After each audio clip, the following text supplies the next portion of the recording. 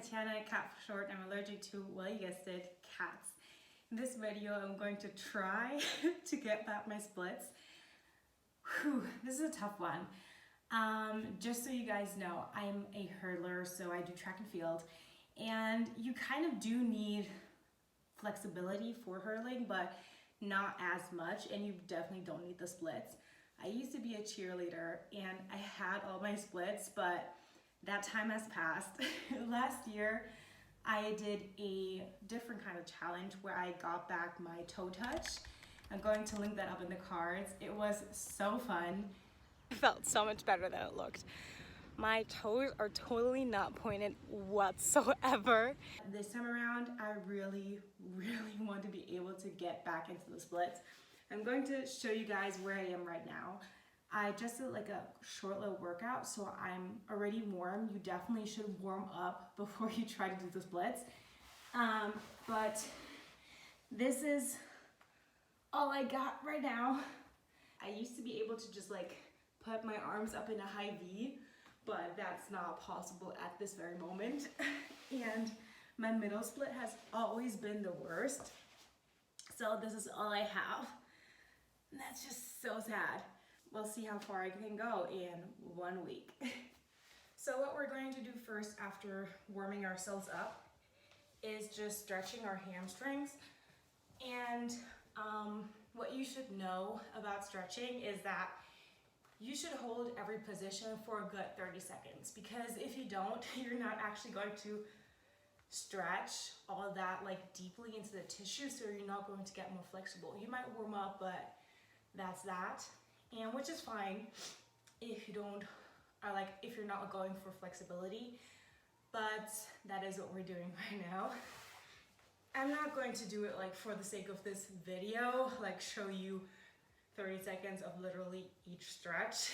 I'm just going to show you like the kind of stretches I do, and we're going to see at the end of the week if they're actually like going to work in the short amount of time. In my normal track practices, I just do this and that's it.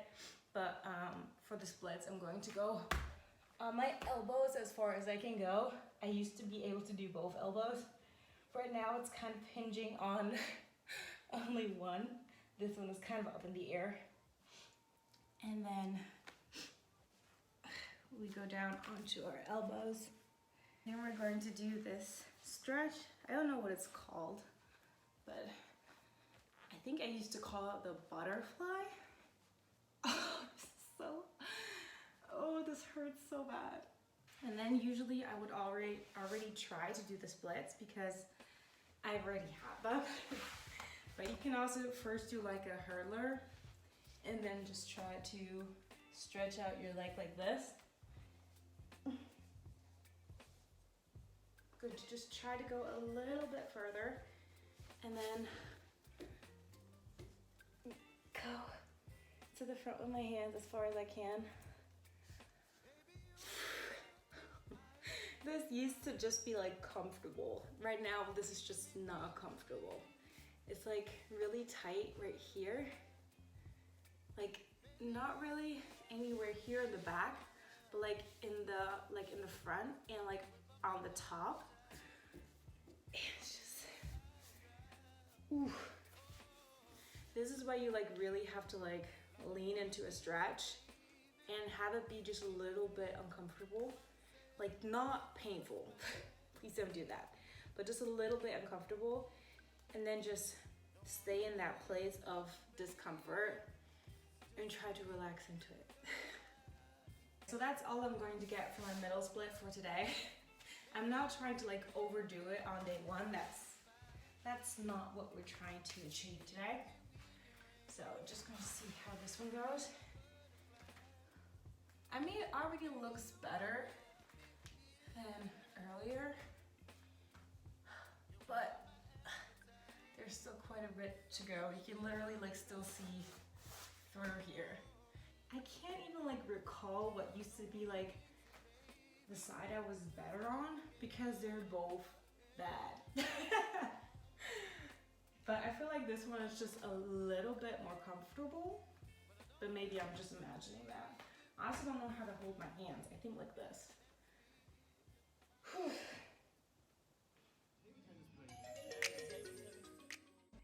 Literally on day 2, I already failed to film my warm up and therefore my stretches, but I did basically the exact same thing as I did day 1 when I started my challenge, and nothing had really changed. So I also feel like you're not missing out on anything.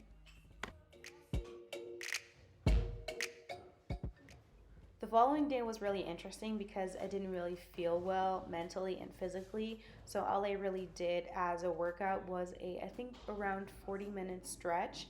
And by the end of it, I felt really, really good about my flexibility. And honestly, I was able to do things I hadn't done in a really long time just because I really gave my body the time to really just push a little forward a little more than the time before and just have more repetition in my actual like stretches. And here I was actually able to lift my arms and it felt so so good. The day after that, I really just did a couple of stretches at home, maybe like 20 minutes while watching football. If you want to improve your flexibility, consistency truly is key. You really have to do it multiple times a week because it will just fade away as quickly as you earned it when you just don't do it for more than a couple of days.